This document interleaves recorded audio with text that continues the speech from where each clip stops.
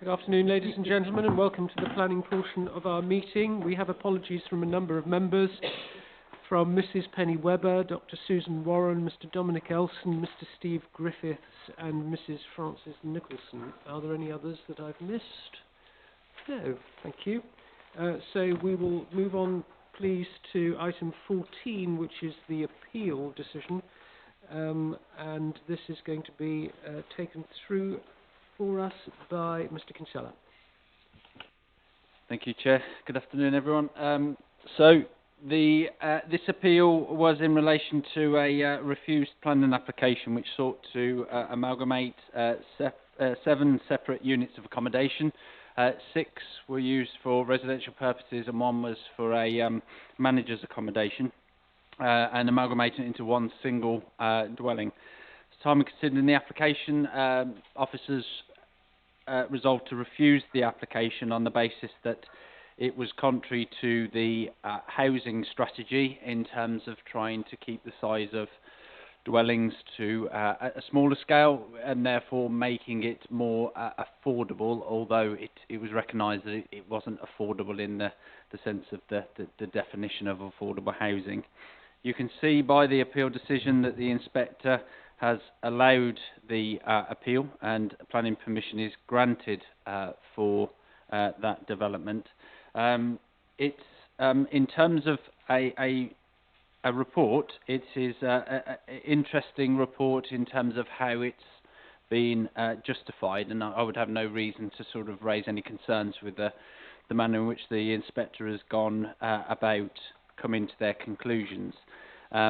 You can read the full conclusions in your own time, but of particular reference in paragraph 7 of the appeal decision, you'll see there that the inspector is quite clear that in their view that the development plan is silent on the nature of the proposal before them, which does not involve the creation of any new housing. And so they considered it against national policy and then national planning policy framework. And they considered that the overall impact of the development was not so significant as to warrant the refusal of the application. There was some interesting observations with regards to the affordability of the existing units, and it was felt because of the site's location and the picturesque landscape and scenery that the existing units wouldn't necessarily be of affordable nature, and that was taken into account while coming to those conclusions.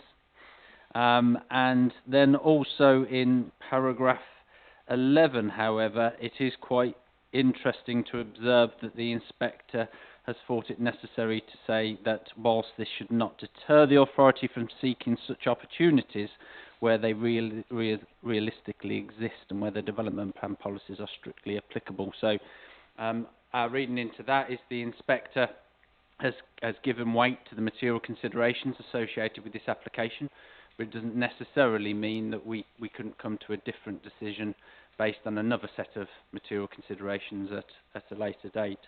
And so overall, while obviously as officers we're disappointed with the decision, I think it's a sound decision by the inspector and one we'll take some learning from. Thank you, Chair.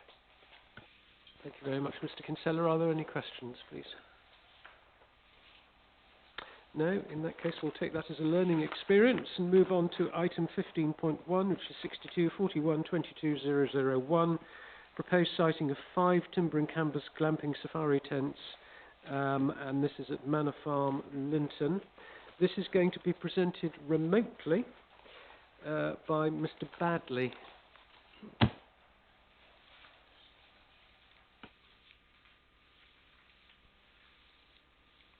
Thank you very much, John. I trust you can hear me.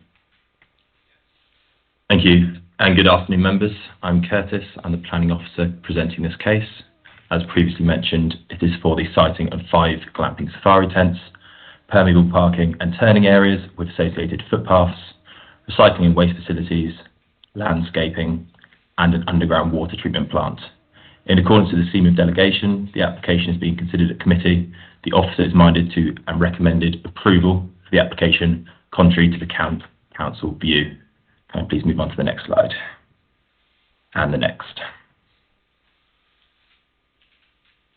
Thank you very much. The application site is at Manor Farm. It is currently in operation as a caravan site that accommodates tented camping, touring caravans and camper vans, and also hosts holiday chalets. The site operates as a Lynmouth holiday retreat and is also known as Channel View Caravan Park. As shown within this slide and the next, the proposals extend westwards towards the proposal site from the existing campsite and caravan park area. Can I please move on to the next slide? So this slide here details the location plan outlined in red above an aerial photograph of the proposal site. As seen, the proposal site extends to the west of the existing internal road layout through the creation of a formal vehicle access to the southeast of the application site and extends into the land outlined in red.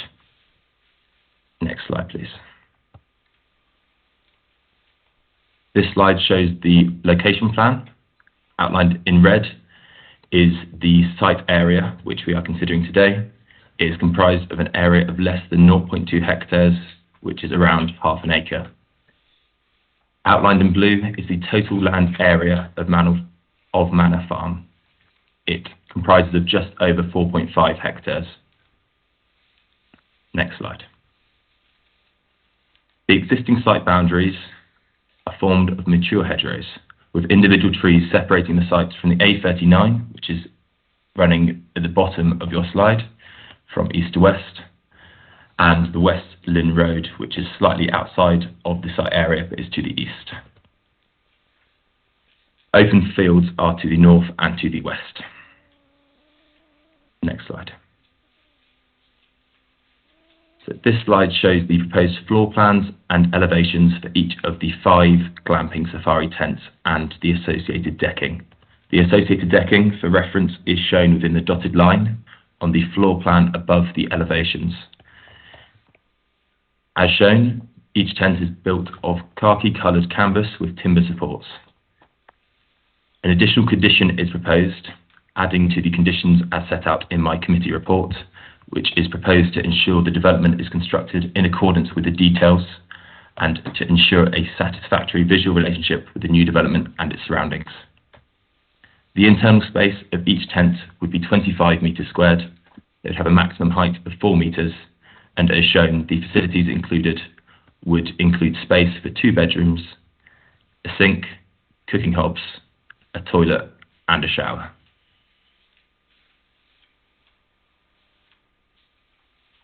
Next slide. This slide shows the proposed site plan, so it indicates the 5 glamping units.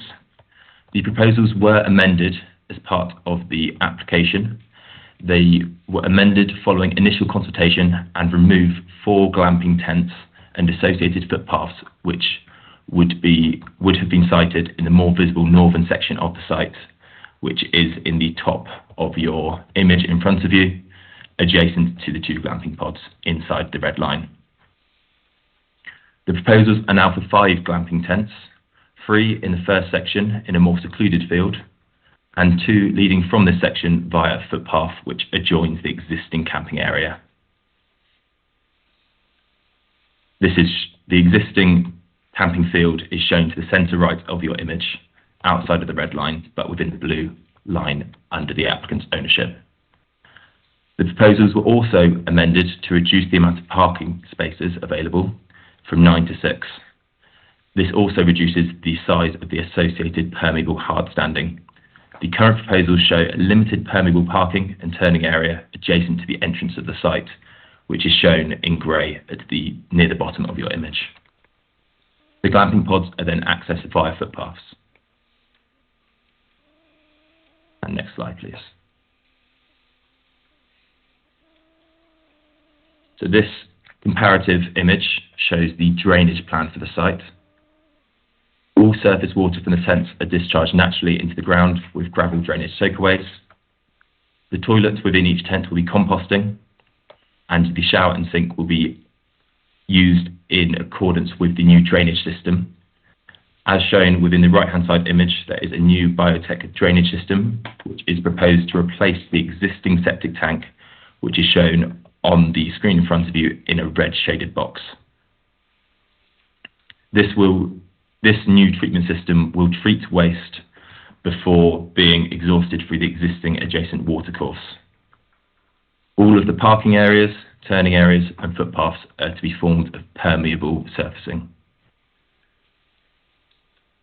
And the next slide, please.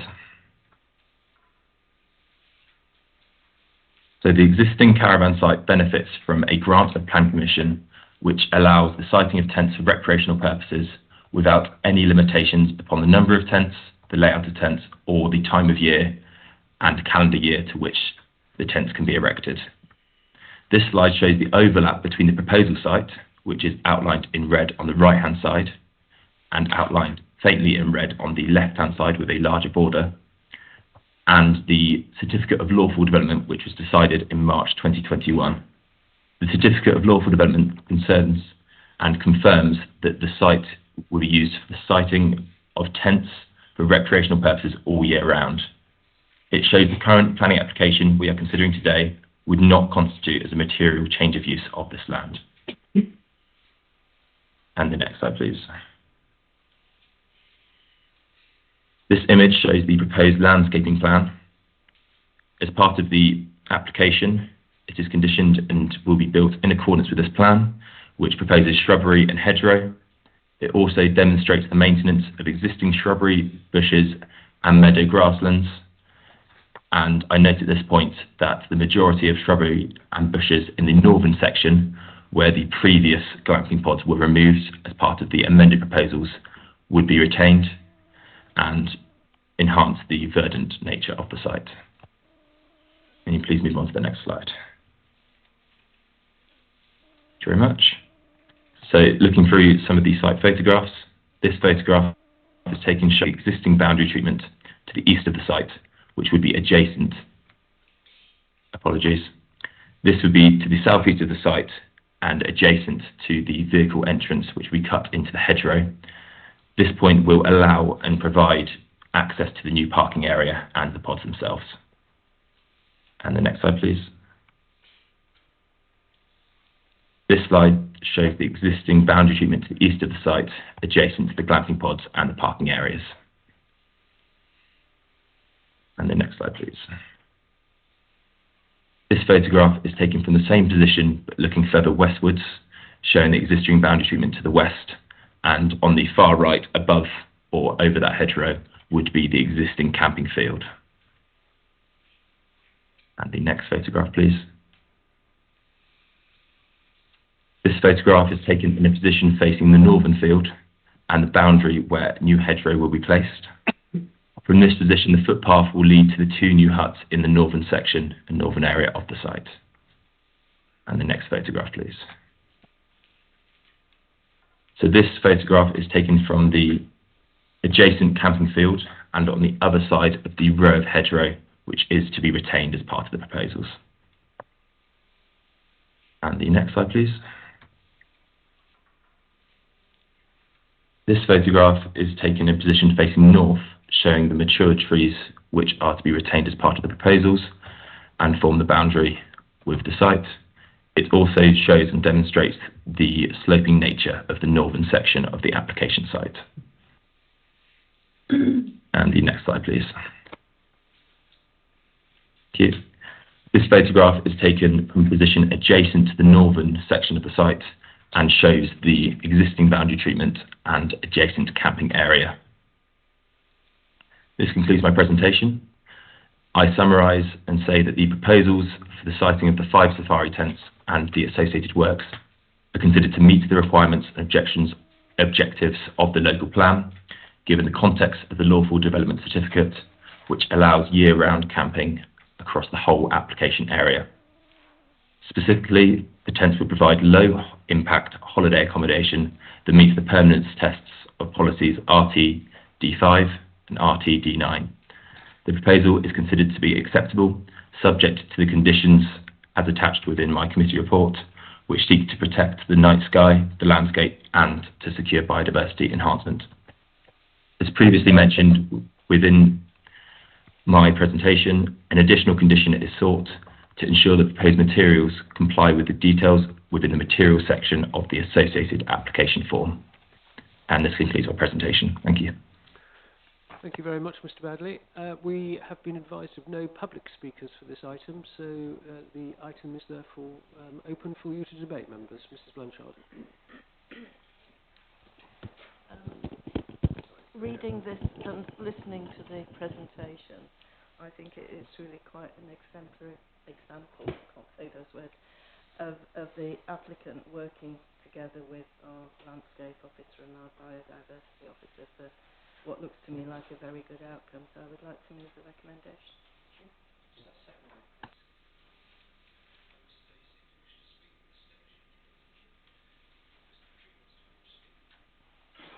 Just to ask a question, really. I mean, given the lawful development certificate, why is there a planning application? Have I missed something?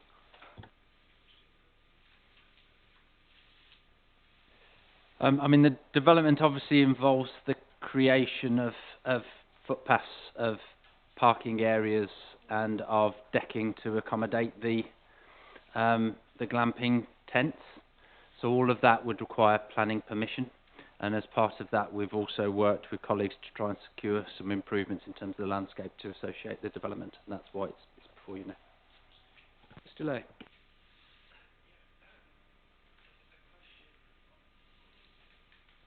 Again, a question on the same subject of the lawful development certificate. It was granted for the use of the land all year round as a camping site. Now, camping is deemed, as I understand, as tents, which are temporary, here today and gone tomorrow. But obviously, we're dealing with permanent structures here. So, how do you square that circle? Through you, Chair. As part of the process, the officers involved would have considered the fallback position, I guess, in terms which allows all year round tents to be accommodated. So where you would normally see a seasonal use of the land, and there might be times when you're not using fields for the purposes of camping, that isn't the case here. And so what you are looking to do is introduce 5 tents that could be there anyway. And then we are facilitating that with improvements to landscape and to ecology through good design. And that is why I think in terms of that, the specific conflict in terms of the certificate of lawfulness and what's proposed here, I think that's why it's justified. I mean, we shouldn't also forget that we do have policies that allow for low impact development and alternative camping such as this. So it does meet local policies anyway, but clearly that certificate of lawfulness just adds weight to the fact that you could see 20, 30, 40 tents on that site all year round, in theory. Thank you, Dr. Kelly. Yes, thank you, Chair. I find myself in an unusual position here because I don't necessarily agree with the recommendation, and I'll set out why. We all know the statutory purposes of the National Park. First is to conserve and enhance natural beauty of the landscape. So we're starting from that point. And looking at the consultee representations, these are quite important, and the reason why the application's before us today. So Linton and Lymouth make the point that the proposal site is in an area that has not been used for camping and is fenced off scrubland. And we've got the future landscapes officer that refers to concerns from the consultation response over the significant excavation and making the point that these structures will be very noticeable. And the presentation from the officer talks about the site extending westwards into part of the site that's not been used for camping or caravanning before. So, to my mind, we've got a proposal here that will be in conflict with the statutory purpose, because without a landscape and visual impact appraisal or site inspection, it's very difficult for me to arrive at a definitive view. I do know the site from driving past it, though. it seems to me that we have got otherwise a conflict, apart from the circumstance that we've got a planning history that's been detailed as part of submissions. So the key point to my mind is, what is the difference between that established planning position and what have we got today? The planning consent going back to 1982 talks about the siting of tents for recreational purposes. Now that isn't the same, to my mind, as permanent or semi-permanent structures with excavation and decking, and large structures at that being sited on the land, that will facilitate and encourage the use of that land outside the normal holiday period. And just in terms of the size of the structures, just to give you an idea, looking at the figures, well, they're 7.5 by 5 metres, just the structures themselves. That's equivalent, if my math is right, of about 37.5, 37.6 square metres. The nationally described space standards for new housing talks about one-bedroom houses being 39 square metres. So these are quite sizable structures, and that's excluding the area of decking that exceeds that significantly. However, without the benefit of a site inspection or a visual impact assessment, it's difficult to say how prominent these are. But Linton and Lynmouth Town Council made the point that they will be noticeable. Our own future landscapes officer has made that very same point. So at this stage, I'm minded to put forward an amendment that we refuse the application, but I would be receptive to deferring the application for either or a landscape and visual impact appraisal or a site inspection, so we can properly assess the visual impact. Thank you, Dr. Kelly. I'll ask Mr. Kinsella to comment before we take anything further, but I would say that if you are minded to refuse this, then you need to vote against the motion that's being made and see whether or not that fails or succeeds, and then we'll take it from there. Mr. Kinsella. I don't have too much to add at this stage, Chair. I mean, in terms of the planning considerations, it's considered that it meets the local plan policies. It's policy compliant. I accept and recognise Dr. Kelly's views around the landscape impact, and clearly that's within your gift if you decide not to go with the recommendation to see that as a sensible way forward. Officers would have worked closely with colleagues, including the landscapes officer, to work through to find if there are solutions, and we certainly wouldn't be bringing forward a recommendation that we felt that there was a strong landscape objection to the scheme. That doesn't mean, however, that you can't come to a view to the contrary of that. But yeah, that's probably all I'd raise at the moment, to be honest, Chair, is that I think in policy terms it does meet the criteria, and yeah, we believe that the impact upon the surrounding landscape is unacceptable. Mr. Kravis.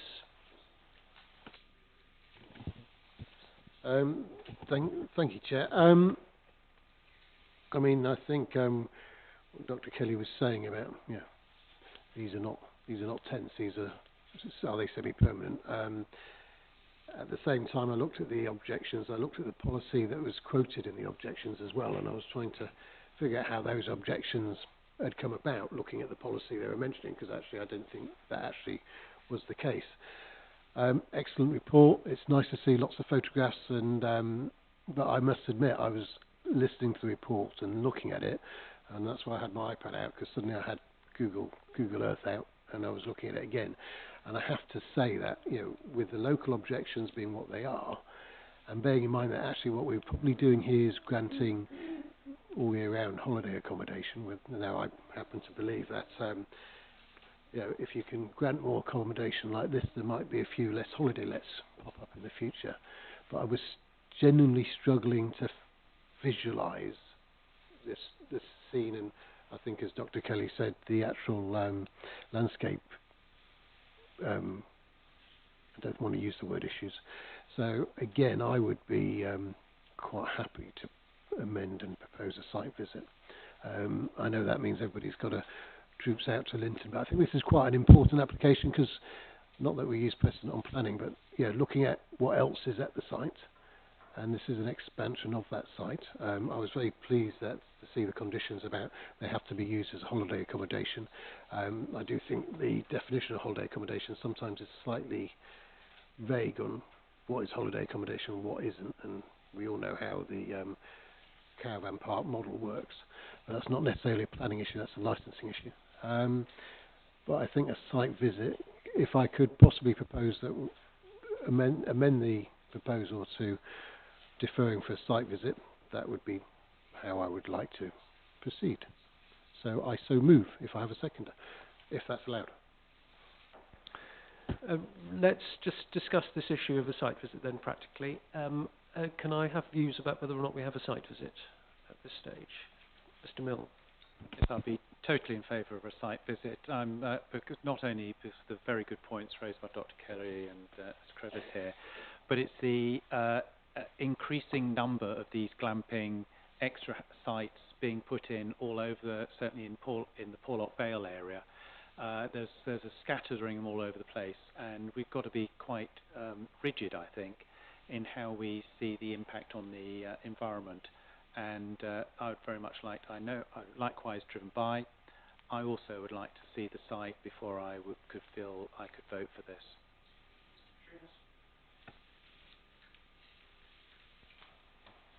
I mean, a couple of people have mentioned the representations made by Linton Town Council. I mean, I wasn't part of this, I wasn't part of the committee that did the representation, but I'm on Linton Town Council. Personally, I don't see the need for a site visit. It seems to me quite clearly within policy. It seems that if for the sake of argument this were rejected, there could be a mass of tents over most of the site, which would probably be more unsightly. So I think that the opposite recommendation is pretty much on the button. But we'll see.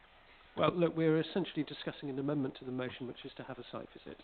Okay, so it's been moved by Mr. Crevice, seconded by Dr. Kelly for a site visit? Yes. Are there any other people who wish to comment on the idea of having a site visit, please? If not, I'll move to a vote on the amendment to have the site visit, to defer and to have the site visit. Right, may I see all those in favour of the site visit?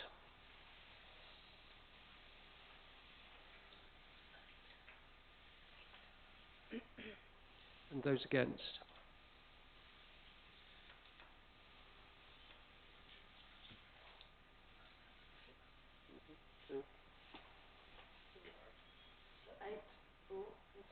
Okay, thank you. So it's been approved that we defer to allow for a site visit, the date for which to be confirmed, but will probably be our normal site visit date at the end of the month. Okay. Thank you very much for that, ladies and gentlemen. We'll move on then to item 15.2. And this is 627.22.118. And this is proposed variations of conditions 2 and 4 of approved application 627.16.102 for the installation of external cedral fibre cement cladding in place of red cedar timber cladding at Keel Rise, Hawkham, Porlock. And this is going to be presented by Mr. Tilley.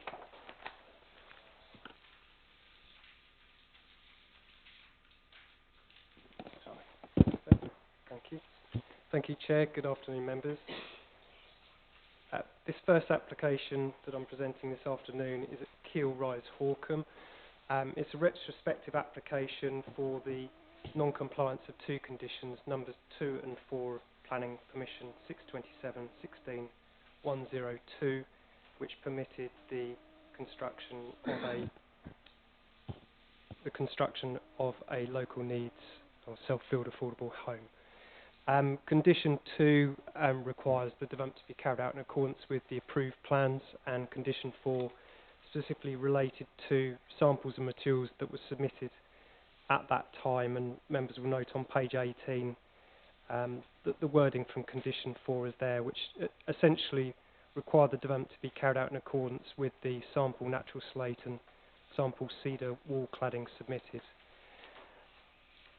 sort of fast forward a couple of years, and the weatherboarding that's been applied to the elevations is a fibre cement type material, a man-made material, as opposed to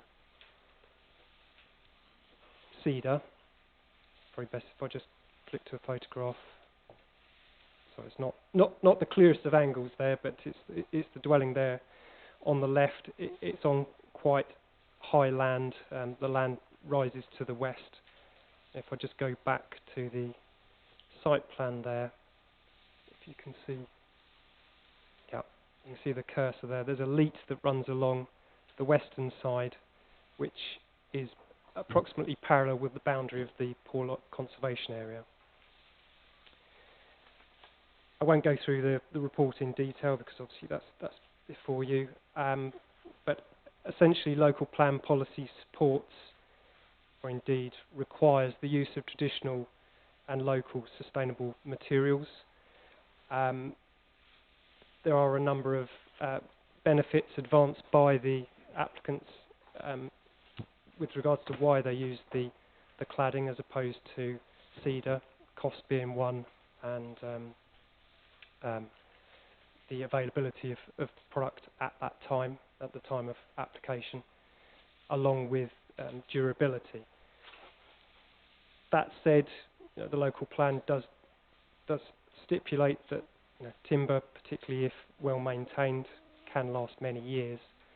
And ultimately, the issue with the fibre cement sheeting is the fact that it's very uniform in appearance, and whilst it does nonetheless have a grain effect shown upon it, it's very sort of uniform and doesn't weather over time, essentially.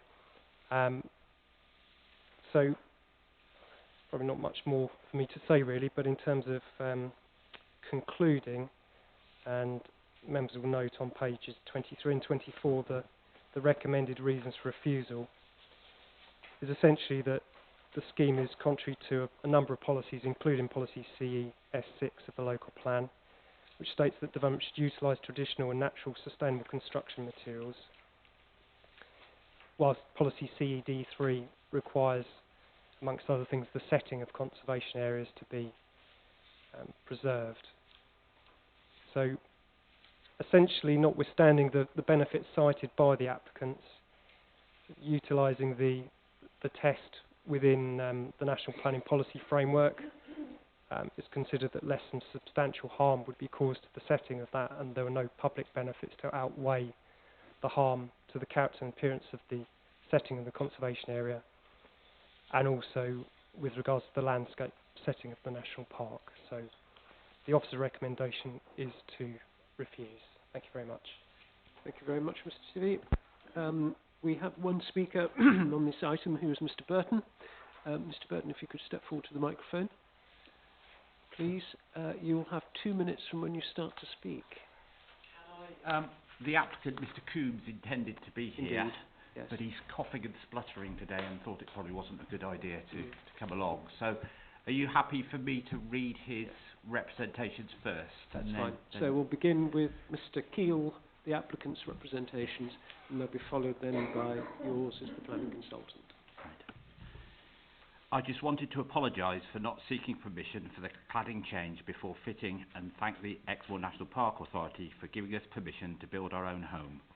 We always had every intention of fitting the agreed western red cedar, but during the massive learning curve when self-building for the first time, we were advised to look into a more efficient, cost-effective product, not to mention the constraints during COVID and the financial restrictions we have incurred along the way, giving us no choice but to make this decision. We are a fully dedicated, community-involved, local Porlock family with 2 young children, me being born and bred. My wife Kelly works at Porlock Primary School. Along with having 2 small businesses in the village, we are committed to the village and its people, which is why we involved so many when we made the decision to change the exterior cover of our family home. Hence the massive local support we have received, which we are truly grateful for. Having basic knowledge of DIY, we have relied upon advice from professionals and suppliers during the build, and due to the points below, felt we had no choice but to fit what is a more superior product. Cedral board is less than a third of the cost of UK-grown Western red cedar. Zero maintenance, 100% fire-resistant material, essential with the large bonfires that happen in Hawkham. Resistant to coastal climate, mould, insect deterioration. Cedral being available during COVID with fixed price rather than the Western red cedar that was not available, and when available to be at an astronomical price in comparison. Made with recyclable, ethically produced materials and is fully recyclable, unlike treated and preserved timber. We really hope this committee can support us so that we can finish our new family home, and thank you for giving us the time to be heard. Mr. Burton. I just wanted to indicate that I wanted to speak when Oh, okay. I finished. Right. Thank you. Yeah, so this is me. I'm a chartered town planner, and I'm speaking on behalf of Louise Crossman, who is the agent for this application. I'm not asking you to question the interpretation of planning policy as set out in the report, or the appropriateness of imposing a condition to ensure that the materials used are sensitive to the location. The use of natural materials is rightly encouraged, and having been in the situation that your officers find themselves in today myself, I do understand why they might come to the recommendation that they have. However, as committee members, your role is to look at all considerations in the round based upon the individual circumstances of the case, and therefore you are entitled to balance matters differently and come to a different conclusion. I would like you to consider whether it is truly expedient in this case to refuse permission and require the building to be reclad. As I'm sure you will appreciate, to have to replace the cladding would have huge implications for Mr. Keel and his family. Yes, the use of this type of cladding is unauthorised, but as you know, that it is unauthorised cannot be used as a reason for refusal in itself. And yes, the materials used are not what your officers were seeking, but is the visual harm caused so significant as to justify the refusal of planning permission and the enforcement action that would naturally follow? You've heard from Mr. Keel about the difficulties he had sourcing materials during the COVID lockdowns, and the advice he received about the durability of the cladding when compared with the alternative. These are mitigating factors. In addition, you'll see from the report that there is a large amount of local support for this application, including from the parish council. If the cladding used was truly so harmful to the character and appearance of the area, I would suggest that the local community would not have given it the great amount of support that they have. I believe that it would not be unreasonable for you to take a balanced and pragmatic view based upon the limited nature of the visual impact here and the benefits of using the material as has been outlined, and to allow the application.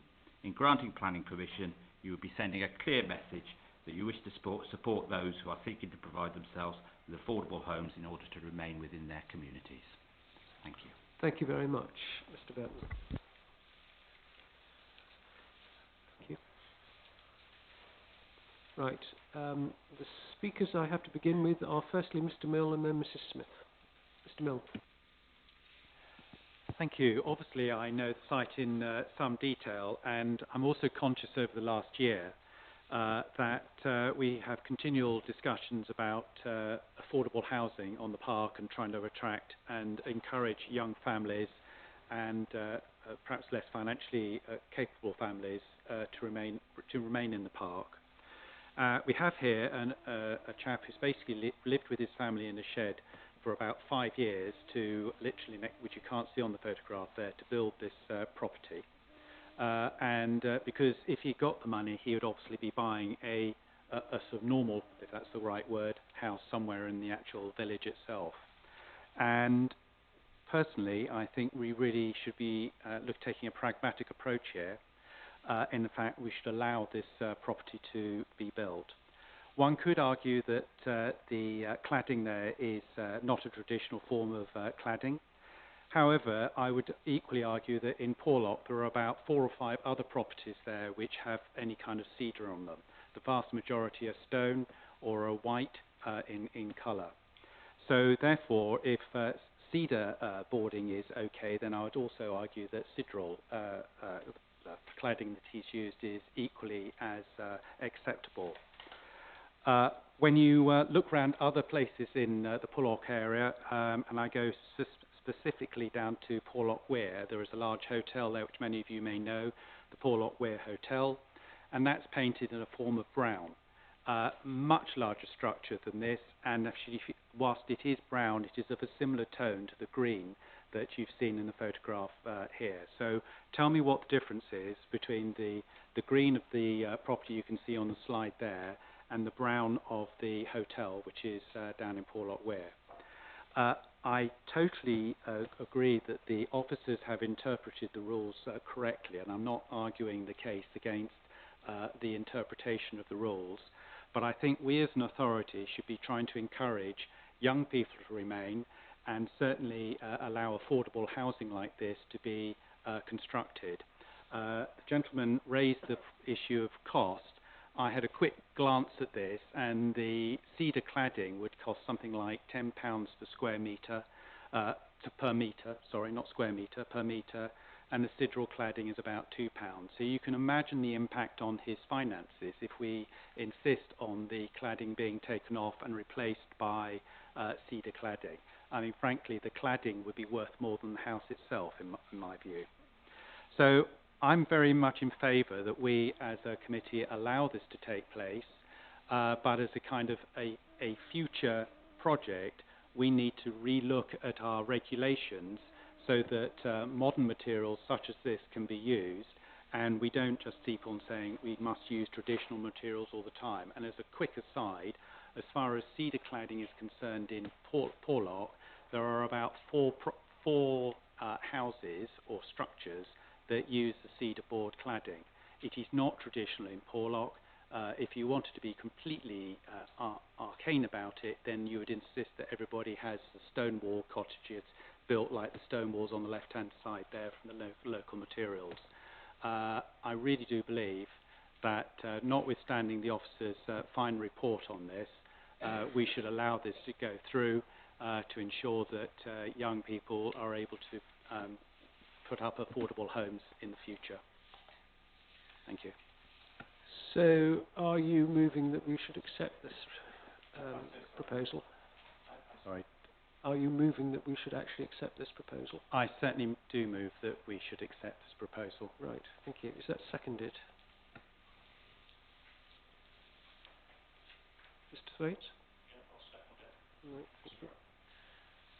I'll second it on the basis also maybe a condition that the actual material is painted to reflect the colour that we require. Is that something that Mr. Milne would agree with? Yes, I'd concur with that if it's feasible. Okay, thank you. Mrs. Smith?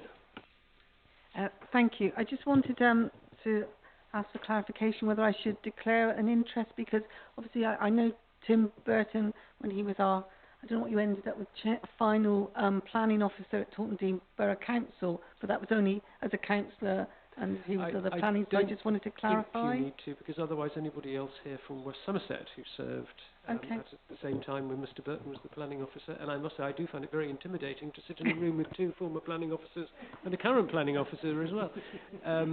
But I don't think so in this instance. Right. Anybody else wish to speak, please? Mr. Holton.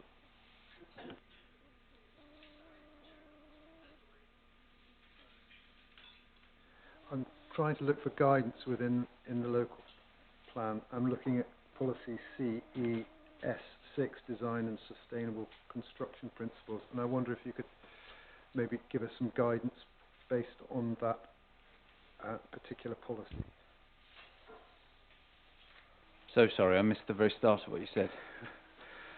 I'm trying to look at the factors here, and I'm looking at policy CES6, Design and Sustainable Construction Principles, in a hope there's something in there that might help us with this one, and particularly maybe the final paragraph. I'm looking at the summary rather than the full document. Okay, I mean, I think in terms of determining planning applications, we need to look at the policy. So if we're looking at CES6, the precise word and the relevant parts start at 1B, and then the materials and the design elements of a new build, which is what this is, or conversion of an existing building, should complement the local context for the use of traditional and natural sustainable building materials. The use of locally sourced sustainable building materials will be encouraged. Point 3, I guess, is also of relevance to the consideration, which was proposals that reduce carbon emissions further than required by building regulations, including through improved energy efficiency or through renewable or low carbon technologies, will be encouraged. So in terms of the materials, I think everybody here is accepting that this is not a traditional material. So the policy stance to start with is that this isn't an acceptable form of material on the building. Now, we've had multiple conversations around traditional materials, and you'll all be aware within the preamble to the policy, it does talk about circumstances where that requirement for traditional materials could be relaxed. It does talk normally about conservatory and windows, and not necessarily the external cladding of entire building, rather than it also talks about areas outside of conservation areas, which in terms of the building, it absolutely is, but in terms of the boundary with the conservation area, it abuts it. I do believe, and Chris can correct me if I'm wrong, I think part of the front of the site is actually within it, but the building is actually outside. And so, therefore, you have something that is highly sensitive on the setting of a conservation area. And so, therefore, that's why your officers have come to the recommendation that we have. A few other points, just while I've got the floor for a moment. I do get concerned when there is discussions about planning officers coming to one decision based on a set of circumstances, and then almost alluding to members being able to come to different decisions because they can think about it slightly differently. You don't have that gift. You still have to comply and consider it in accordance with the policies. You are, of course, entitled to come to a different view based on those policies, but from what I've heard so far today, I haven't heard any justification as to why we would go against it. In fact, I think what I've heard so far is to say that we completely concur with the officers' view from a policy point of view. We just think that actually in this instance we should allow it to be a different material, and that wouldn't be a sound planning decision. Thank you, Chair. Mr. Lowe. Yeah, I'm almost tempted to say this is an interesting case, but it is every case on its own merits. But getting right down to the nitty gritty, you know, we got the proposer and seconder for this. But what I haven't heard from them yet is the reasons. Now, going right back to the nitty gritty, you know, it's determined with each case, you know, within the development plan, unless material considerations indicate otherwise.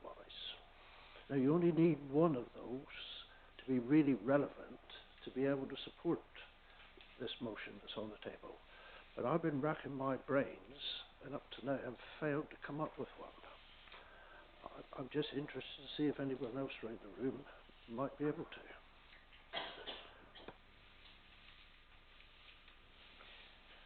Dr. Kelly.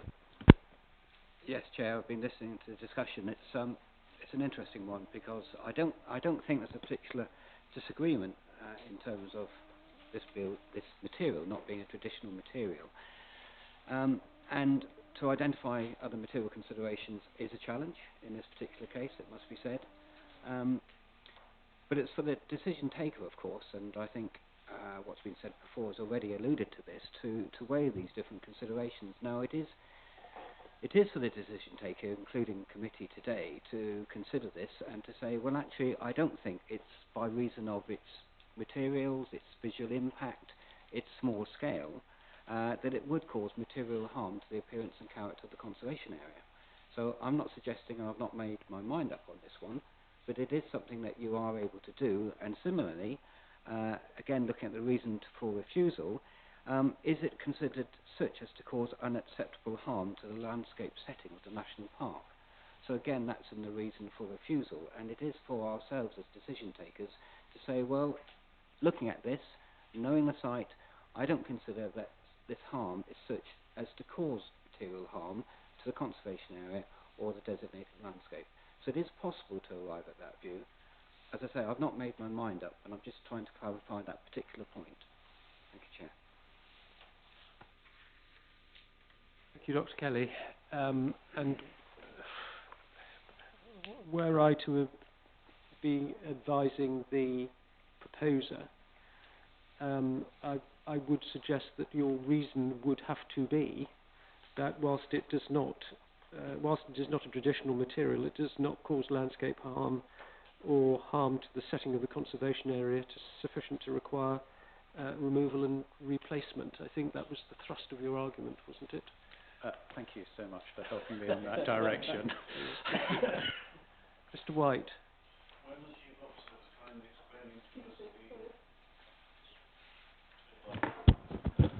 Thank you. When the Chief Officer was kindly explaining to us the detail of the policy which led to the condition being imposed, it was taken as axiomatic that cedar is a sustainable material. I've always had some difficulty with this. It's an imported material, and to assume that it somehow is part of the warp and weft of Exmoor history and architecture seems to me to be false.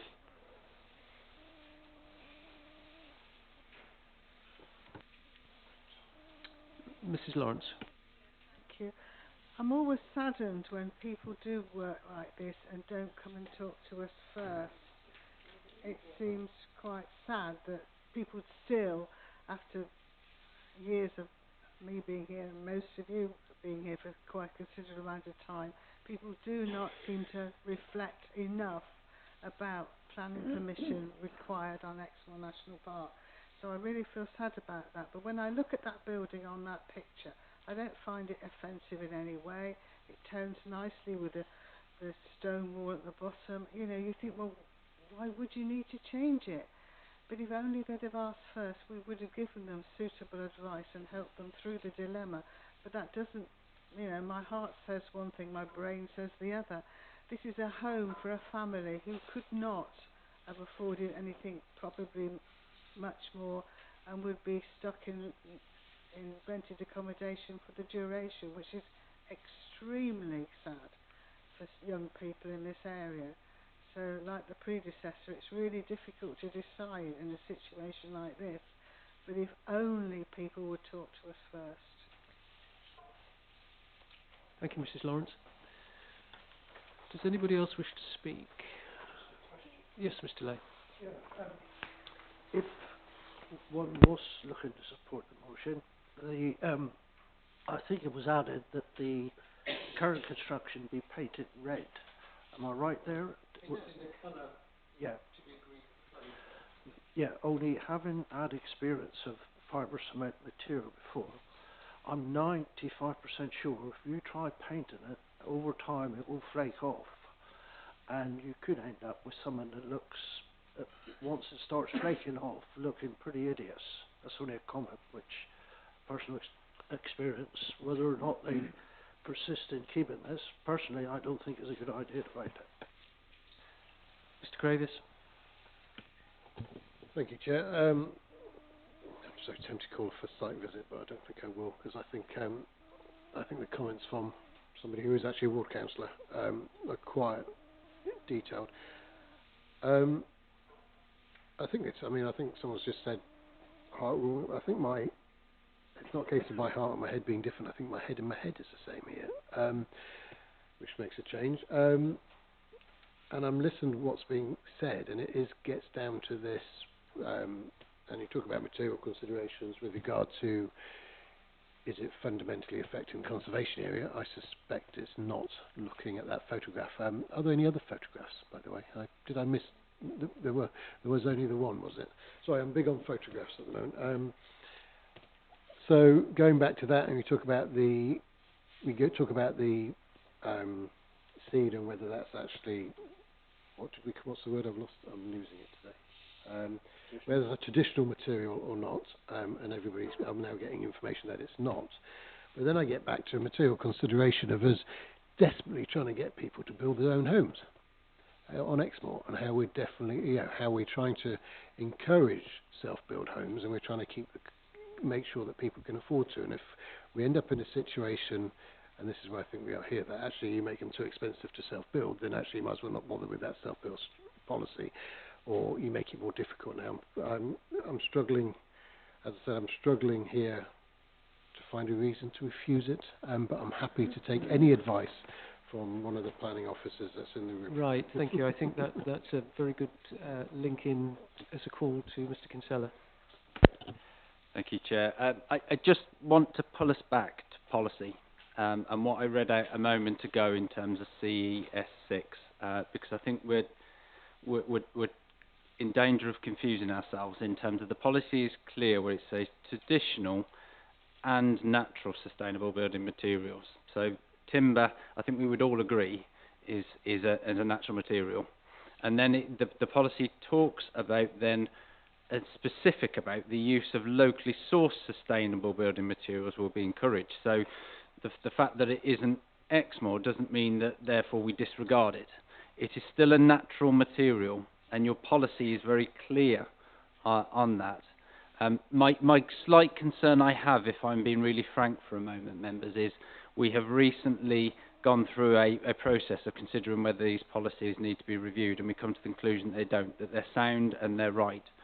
We have arrived at a decision, albeit in 2016, that natural materials would be appropriate for this site, and in that context we agreed that a cedar cladding would be a suitable material to finish this development.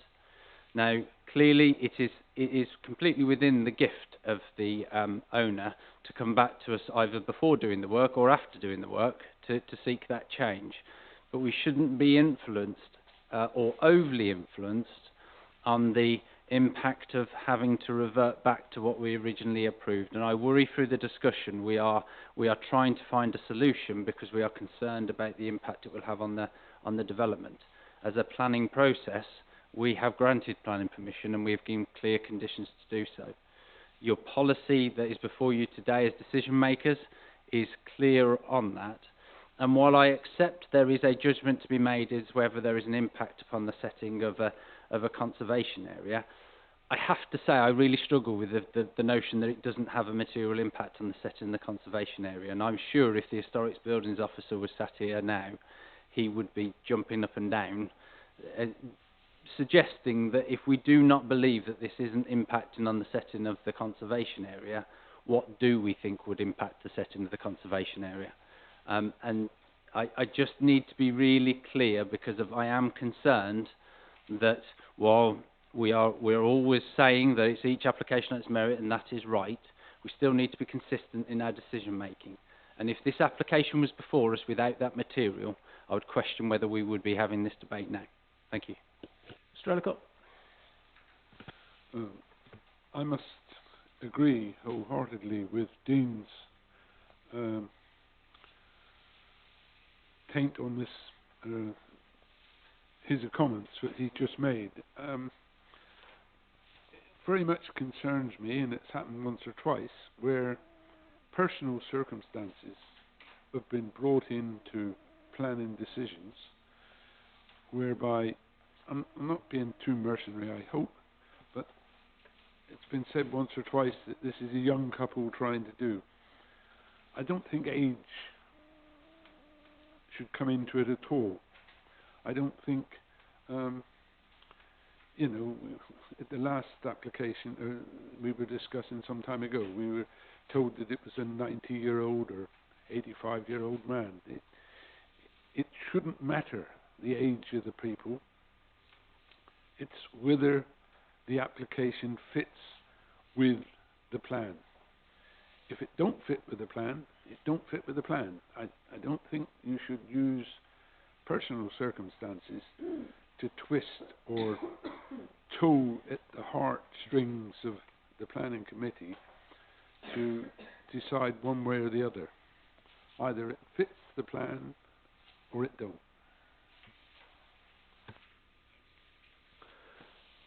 Thank you. Mrs. Blanchard. Yeah, like Dr. Kelly, I've been struggling with what I think about this one, but I think Dean's comment really brought it home. He reminded me by mentioning the Historic Buildings Officer that we have had presentations from said officer about Porlock and about the erosion of the conservation area over the years, just small changes continually eroding that conservation area. So, whilst being very sympathetic with the circumstances of this particular family, I think this is one that we should be refusing on the grounds that we need to protect Porlock as one of the best areas on Exmoor with a good set of good buildings from historic buildings. Mrs. Smith. Thank you. Can I just double check that there was an actual sample submitted in 2016 of the cladding that was going to be used? Or am I reading that paragraph correct? That's our understanding, yes.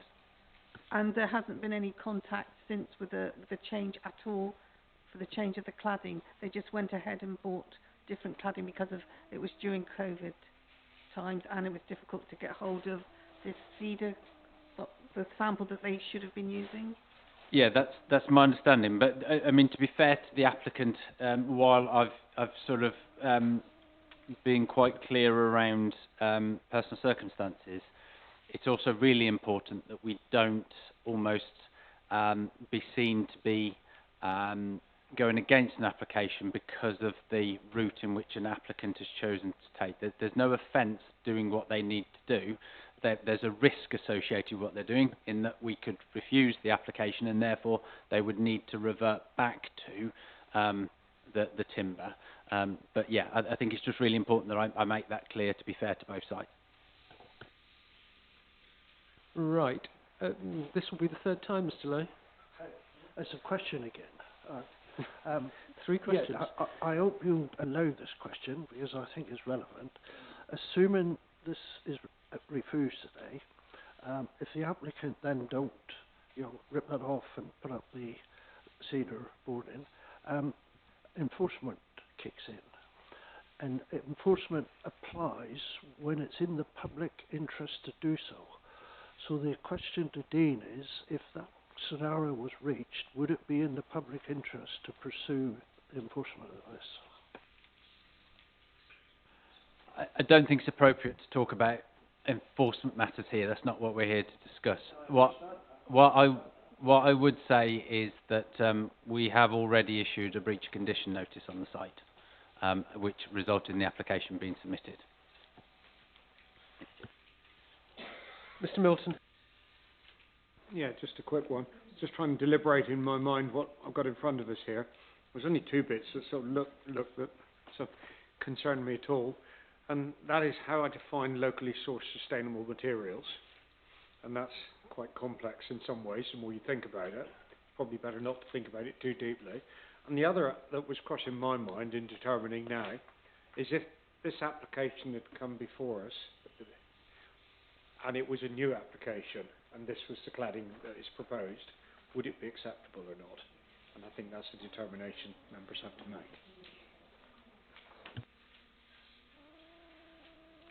Right. Dr. Kelly and then right, Dr. Kelly. Very quickly, Chair. I'm again at a disadvantage in not knowing the site. We're going out on site. I'm going to move an amendment of a site inspection. Thank you.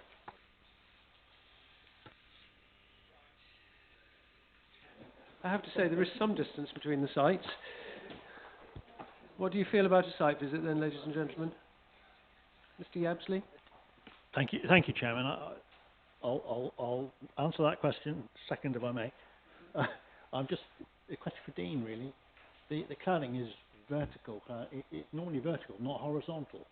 What would you have expected with the timber cladding? Would you have expected vertical cladding, or would you not be concerned? To be honest, it's sort of a moot point because of whatever was shown on the approved plans is how it should have been installed. I can't remember off the top of my head, frankly, how it was, but it's the discussion today is not about how it's been laid, it's about the material. I completely understand, Chairman, thank you, but normally This cladding only goes on horizontally, because I've been through this myself, and timber cladding is generally vertical. And I looked at this when I was cladding my own barn conversion in cedar cladding. I'm afraid, why on earth don't people talk to us so they don't get themselves into this sort of position? I'll leave it there, Chairman. Thank you. Well, look, let's not get too caught up in other issues. Let's try and stick to the idea of the site visit. The idea of the site visit would be, I take it, Dr. Kelly, to make sure that we had assessed on the ground the potential harm, material harm to the character and appearance of the setting of the conservation area, and indeed to the landscape of the national park. Exactly that, Chairman, looking at the reason for refusal. Thank you. Right. So whilst that wouldn't address the issue about the natural sustainable materials, it will about the damage, potential harm to the setting of the conservation area and the park itself. Right, so we are clear about the reasons for having the site visit. Well, I think it's already been seconded by Mr. Cravis, but you can third it, Mr. Onicle. If I can, just so, because I'm sat here looking at that photograph and thinking, what would the difference be if it was cedar? And sitting in this room, I can't make that decision. So that's why I seconded the site visit. Thank you. Right.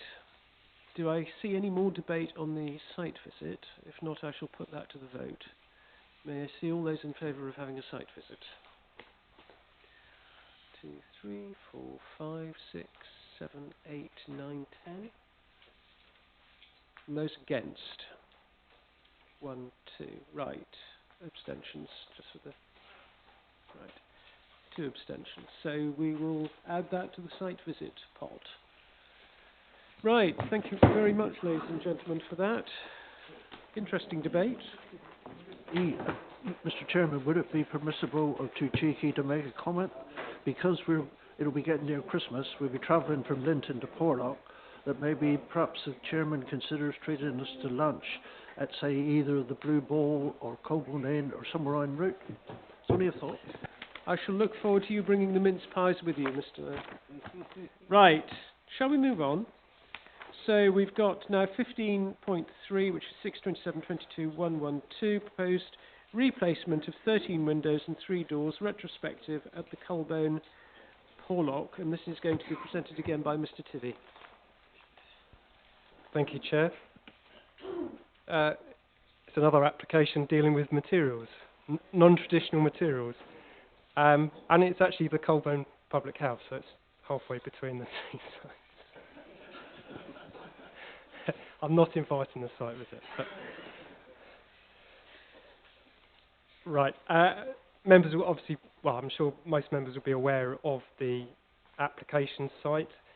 It's a former public house, approximately 150 years old, and it's listed on the Historic Environment Record as a building that originated as stables for coaching horses on the Minehead Porlock Lynmouth Run.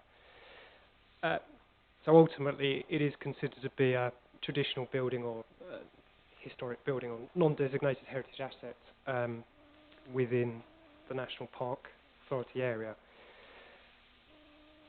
There is some planning history, as members will note. 5 windows, 1 door were the subject of retrospective planning application in 2020, and the appeal was dismissed in November 2020. Later on in the report, there are some quotations from the inspector's decision on that. So this proposal, again retrospective, is for the proposed replacement now of 13 windows and 3 doors. So that previous proposal of 5 windows and 1 door are included within those totals.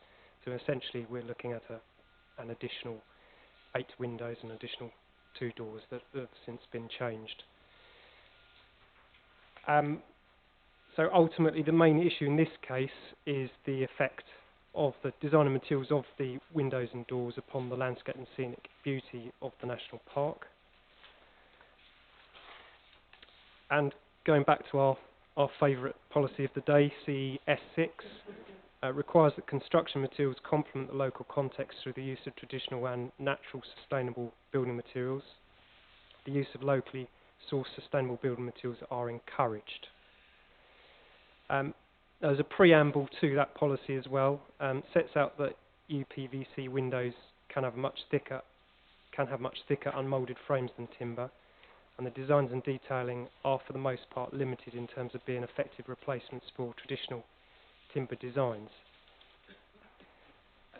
I think as sort of first base, replacement windows, if they need to be replaced and can't be repaired, should be timber, first and foremost. The preamble to policy CES6 does state that alternative materials, i.e. UPVC, should only be considered in certain circumstances for non-traditional buildings in areas outside conservation areas. Now, it's not within a conservation area in this particular case, but as I alluded to earlier, with regards to the age of the building, the fact it's listed on the historic environment record does render it as a traditional building, and therefore that caveat doesn't apply in this instance. Similar to the cathedral cladding in many ways, but whilst UPVC windows can of course be painted, which has now been the case, one doesn't have that patina. Sorry, someone's phone's going off.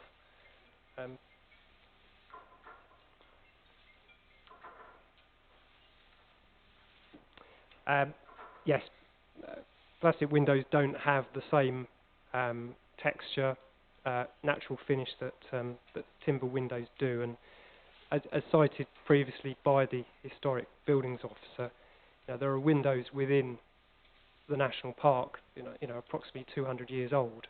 So, quite clearly, whilst most people assume that UPVC windows will far outlive timber windows, I don't think that's necessarily the case. And of course, UPVC hasn't been around with us for 200 years.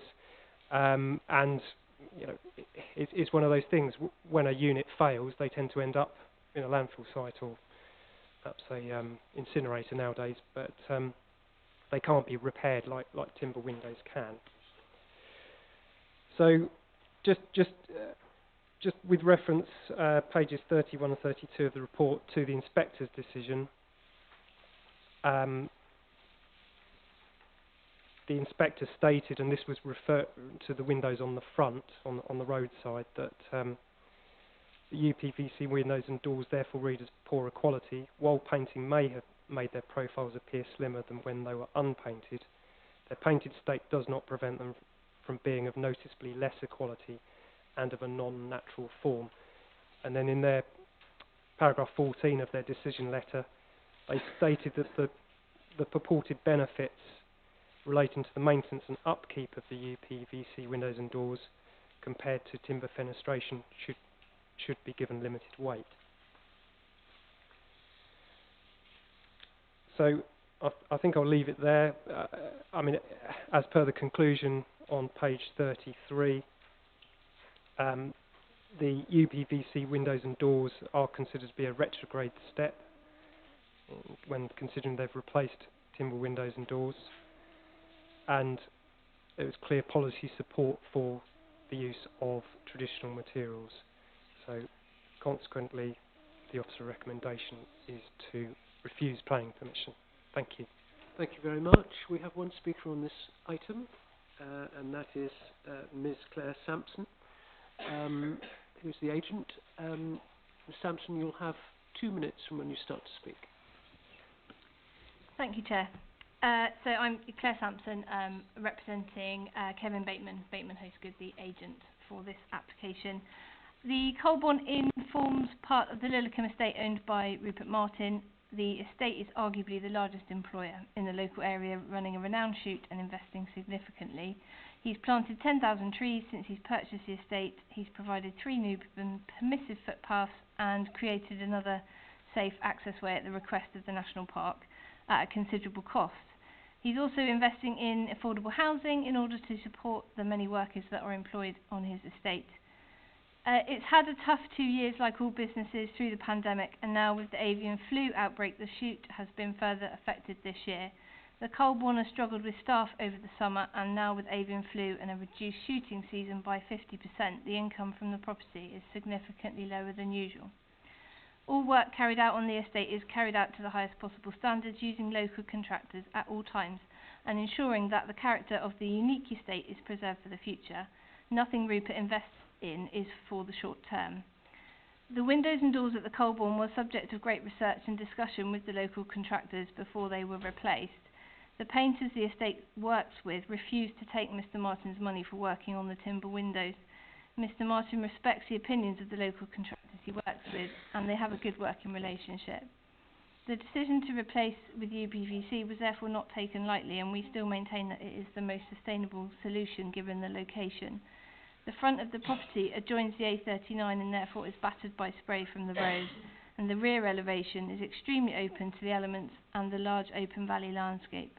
There is no protection from the prevailing wind and weather. The timber windows didn't protect the property from the weather, and now with the UPVC, the property is much more sustainable in terms of energy efficiency and being a comfortable place to work and enjoy. The focus for the estate is very much on sustainability and longevity. The building is not listed. The views from the windows on the roadside are fleeting as vehicles pass at speed, and the windows on the rear are not overlooked in any way.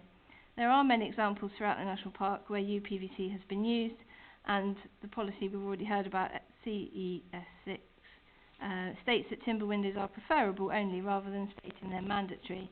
We respectfully request that in this situation, given the exposed location at the rear and the proximity to the road, that a common sense approach is taken and the well-designed UPVC windows are retained. Thank you. Thank you very much, Ms Sampson.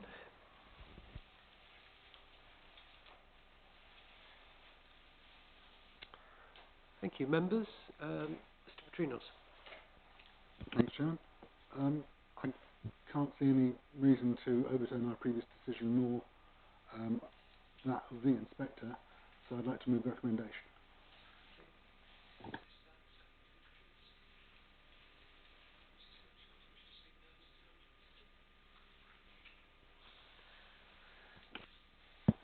Really in agreement with John. To me it's quite clear. I have said previously, possibly not in planning, but possibly in members' forum, we get a lot of assertion on the science, we don't get a lot of fact.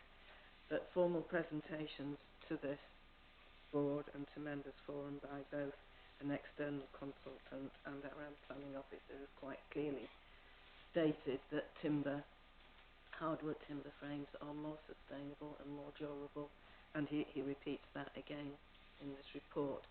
So if we were to be overturning this on the grounds that UPVC is more sustainable, I would certainly like to see some science behind it. So I would be happy to second John's recommendation. Thank you very much. Dr. Kelly. One point, Chair. It's very simple, isn't it? In the conclusion, have there been any material planning circumstances that have changed to suggest any other decision? From the recent decisions of the authority, I can't identify any, nor is the officer, so I would support the recommendation to go with the officer. Thank you. Advice. Thank you. Ms Stacey. Well, I'm totally persuaded by the decision of the planning inspector in the recent past that this was unacceptable, so I will be going with the recommendation. Mr Thwaites. Thank you, Chair. Just to reiterate, I'm not against the proposal here, but just to say that I believe the PVC windows are recyclable. And I think, if I remember rightly, when this originally came up, there was discussion about that. There was also discussion about the actual timber being used that was required to be imported from quite a distance away, so the cost was quite extreme. But I just thought I'd like to point out those two aspects. PVC windows are recyclable now, from my understanding. Thank you. I know we won't want to reopen the whole debate about windows. Nevertheless, is there any member who wishes to bring forward any new consideration to the debate? If not, it has been moved and seconded that we should refuse in line with the officer's recommendation. May I see all those in favour, please?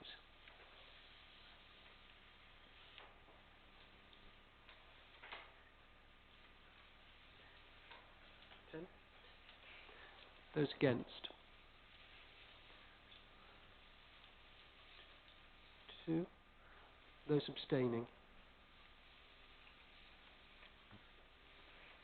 3, 4, 4. Right, thank you. So that one does stand refused.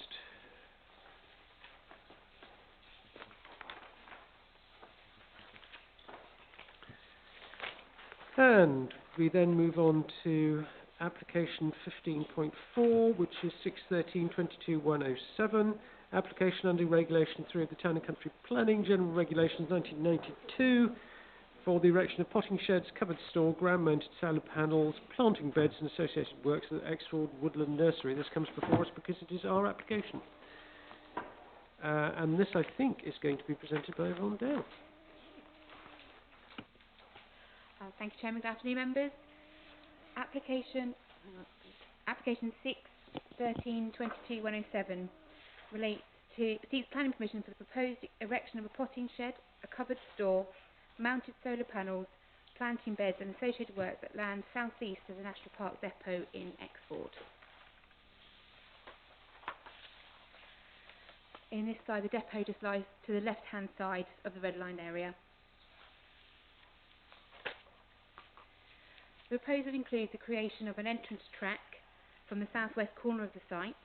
The field already benefits from an existing gateway in this corner, and this also provides access to the public footpath that runs along the southern boundary of the site.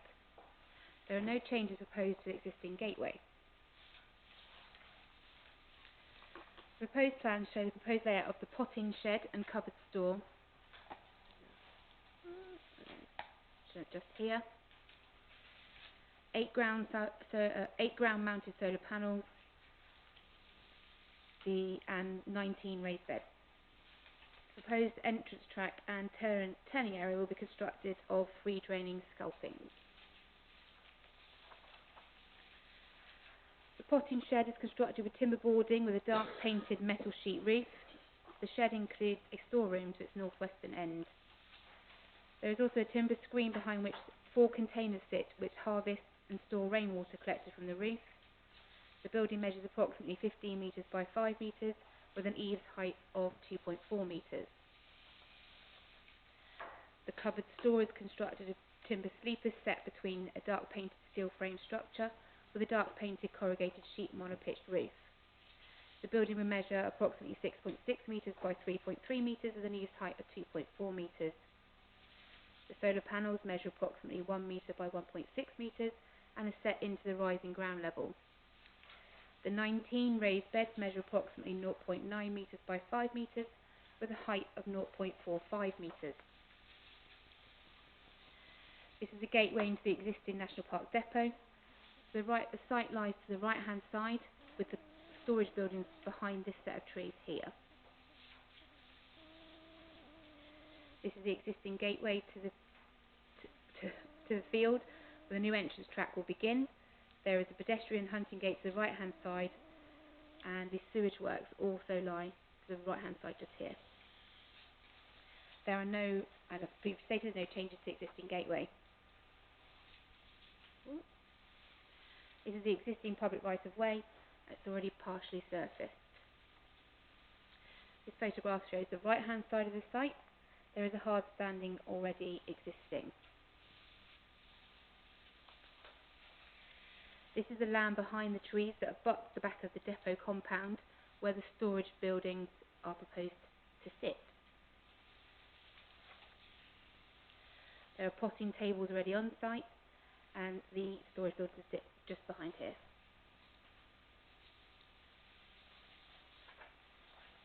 This is the eastern side of the site. This looks southeast with the right of way just running along the top in the background of the photo there, and you can actually see a person with some dogs there walking, just using the right of way. It's very fortuitous. As indicated in the report, an update with regards to protected species and habitats has been provided. Table before you is a summary of the comments made by the authority's Wildlife Conservation Officer through an ecological impact assessment. The ecological impact assessment sets out recommendations which include resiting the timber bed, time restrictions on vegetation clearance and precautionary methods of work with respect to dormice, badgers and reptiles. The Wildlife Officer has also recommended conditions are added in relation to nesting birds and external lighting. It is considered subject to the conditions identified on pages 50 and 51 of the report and the addition of the conditions recommended by the ecologist that planning permission is approved. Thank you, Chair. Thank you very much. Members, Mr. Lay. Thank you. Is that seconded? Several, thank you. Any discussion? Mr. Prinos. I'm just thinking about watching this meeting online later on as a member of the public, not as au fait with planning matters as we are, I hope. And considering two of the applications today, one is this, it's like an extension of an industrial area into a piece of land next door, and previously we had a very similar one, except that in that case the industry was hospitality intense. I'm talking about the one at Manor Farm. And at that stage we had a very long debate and decided that we needed eventually decided we needed a site inspection. If I were watching this, I would say, what's the significant difference between these two applications, and might come to the incorrect conclusion that the difference is that we own this one and it's us applying to ourselves, and that we're going unnecessarily easy on ourselves. I don't know whether that, I don't think that's true, but you can understand the public perception. Indeed. Well, I think it is worth saying that the Parish Council, in this case, have been extremely supportive of the application. And the only reason it is actually coming to the authority, were it to be any other body, it would have been determined by the officers. But because it is this authority's application, it is therefore coming to be heard in public so that we can have this sort of public examination and to be seen to be taking the decision properly in open committee. Mr. Kinsella, do you want to add to that? Not particularly, Chair, other than to say, obviously, with the other cases that we've considered today, there was clear material considerations that, as members, you identified that you wanted to view on site. Now, clearly, if you don't identify similar or different material considerations, then that's a clear difference, isn't it? And you're being consistent in decision making. So I wouldn't. We can get a little bit overly concerned about the perception we give, providing we're being consistent in our decision making and how we apply it. Then I think we're okay.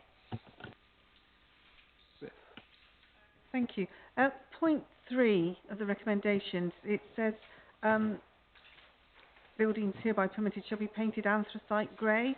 Why is that colour chosen when this is going to be for sort of agricultural purposes rather than... is that a typical colour that is used in this area? Yeah, it's fine. Yeah, so typically more modern, the more modern agricultural buildings on Exmoor have an anthracite grey roof. It sets into and is more visually acceptable within the landscape. So that's why that's the preferred colour for the National Park for new modern agricultural building roofs. It's to merge with the Exmoor sky. Right. Any other comments, ladies and gentlemen? If not, it's been... Just one clarification, yes, Chair. Is this are the conditions to include those recommended by the ecologist as well? I believe that's the point. Yes, you. yes, indeed. Okay. So, may I see all those in favour of the recommendation, please? I think that's NEMCON. Right, thank you very much. Now, ladies and gentlemen, can I just draw your attention to the fact that this is Yvonne's last appearance before us today. Yvonne's been with us for 16 and a half years.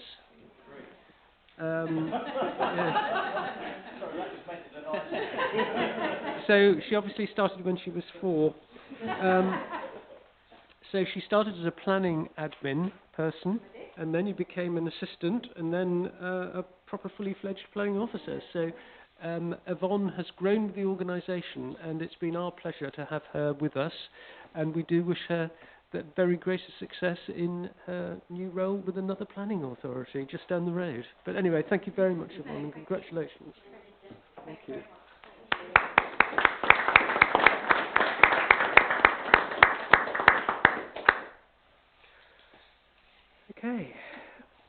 the last application that we've got to deal with this morning is 15.5, 6922 102DC, which is the discharge of condition 3 written scheme of investigation of approved application, and this is at Val Hill, and it's for the provision of 2 pull-ins. Thank you, Chair. Yes, so as the Chair just rightly outlined, this is a discharge of conditions application relating to a previous scheme for the post-creation of banking to include 2 roadside pulling areas. The condition related to for archaeological reasons and the need for a written scheme of investigation. The reason why it's for 4 members is purely because of the original planning permission. The applicant was ourselves. And so therefore it's felt proper for members to have sight of it. You can see via the report, the very short report, that due consideration has been given. The appropriate officers have been given due consideration and been heavily involved in the creation of the details associated with the proposals.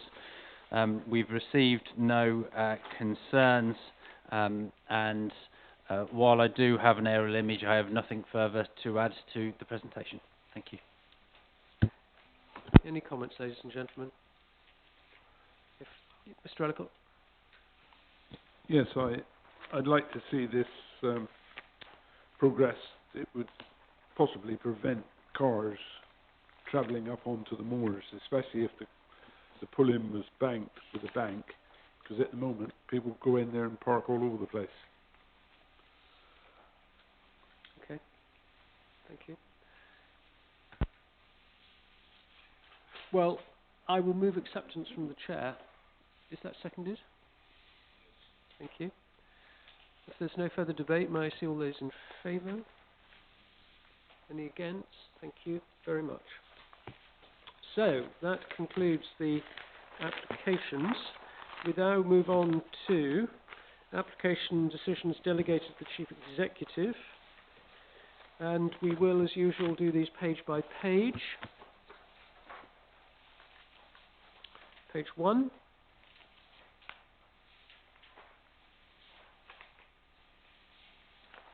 Page 2.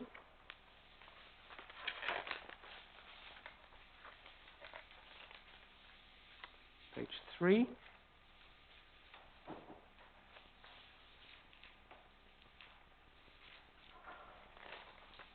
Page 4.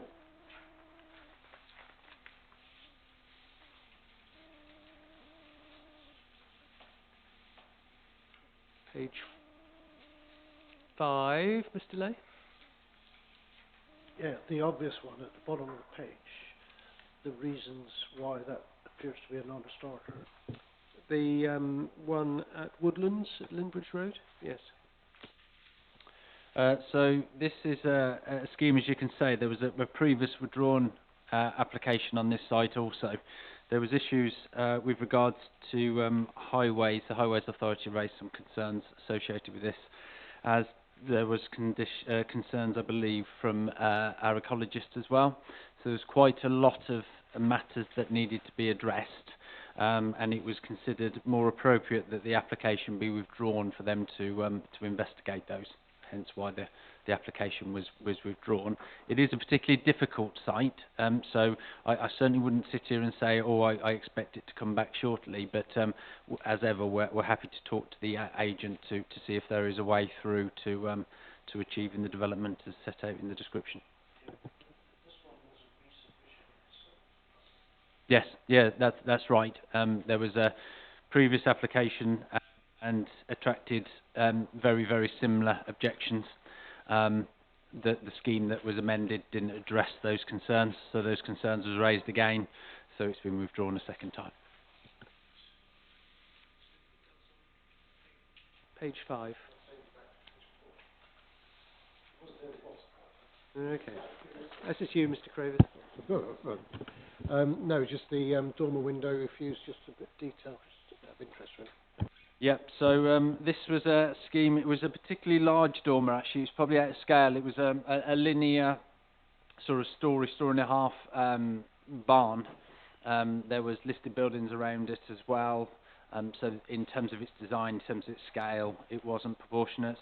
There was concerns from the Historic Building Officer in terms of the impact on the setting of the listed buildings, nearby listed buildings as well.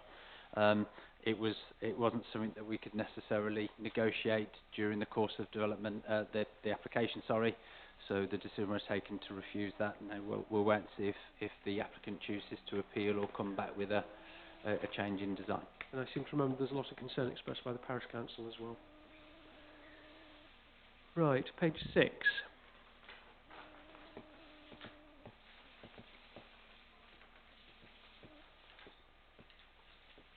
Page 7.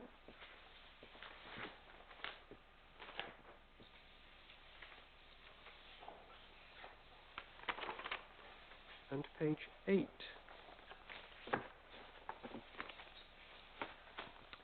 Mr. Kinsella. Thank you, Chair. So just to summarise, I mean, obviously this covers a couple of months because we didn't have a committee in October, but there were 60 decisions in total. You'll have seen, just glancing down, that the vast majority were positive decisions, so 54 of the 60, so about 90% were positive decisions and delegated. So the team have worked really hard to try and get those applications through.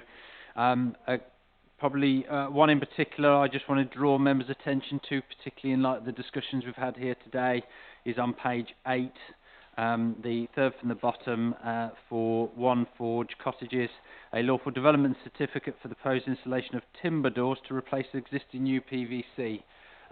It was quite interesting that the submission of that application was because the UPVC windows have failed after just short of 20 years, and it was considered that timber was more sustainable. Thank you. Mr. Kinsella was not making a point, as you will have gathered. Right, ladies and gentlemen, site visits. The date of the site visit is projected to be Friday the 2nd of December, and it will include now Porlock and Linton. So it will be good to make sure that we've got a requisite number of people being able to attend that. There being nothing else with the planning part of the meeting, I'm now going to hand it back to... There is one point. The assertion has been made today by one of the members that planning is to do with places, not people. We do have a policy HCS2, a balanced local housing stock, which is all about people and not places. So if there is a misunderstanding, could we please deal with it in a training session or in an appropriate forum? I realise that forum isn't here today, but you know, a lot of planning is about people, not place, and we mustn't forget it. Indeed. Houses are lived in by people, as far as I know. Right. Okay. I'm now going to hand back to the Chairman of the Authority to close the meeting. Thank you, members, for your attendance today, and declare the meeting closed.